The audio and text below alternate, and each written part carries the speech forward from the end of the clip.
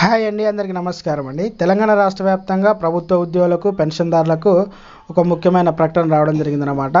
ఆ ప్రకటన ఏంటనేది ఈ వీడియోలో వెళ్ళి పూర్తిగా ఇన్ఫర్మేషన్ అనేది తెలుసుకుందామండి. వీడియో చూస్తున్న ప్రతి ఒక్కరు కూడా వీడియోని లైక్ చేయండి. చాలామంది అయితే వీడియో చూస్తున్నారు కానీ సబ్స్క్రైబ్ అయితే చేసుకోవడం లేదండి. దయచేసి సబ్స్క్రైబ్ చేసుకోండి, సపోర్ట్ చేయండి. తోటి మిత్రులందరికీ, మీ ఫ్రెండ్స్కి అందరికీ కూడా వీడియోని షేర్ చేయండి. వివరాలు కనుక వెళ్ళినట్లయితే, ఉద్యోగుల సమస్యలపై ప్రభుత్వం సానుకూలంగా వేం నరేందర్ రెడ్డి అయితే రాష్ట్ర ఉద్యోగులకు సమస్యలను పరిష్కరించేందుకు ప్రభుత్వం సానుకూలంగా ఉన్నట్లు సీఎం ముఖ్య సలహాదారులు నరేందర్ రెడ్డి చెప్పడం జరిగిందన్నమాట. అంతేకాకుండా బుధవారం గచ్చిబౌలిలో ఆయన నివాసంలో తెలంగాణ గెజిటెడ్ అధికారుల సంఘం రాష్ట్ర అధ్యక్షుడు ఏలూరు శ్రీనివాసరావు నాయకత్వంలో ప్రతినిధి బృందం కలిసి ఈ సందర్భంగా వారు మాట్లాడుతూ ఉద్యోగుల సమస్యలపై సానుకూలంగా స్పందించారని చెప్పారు.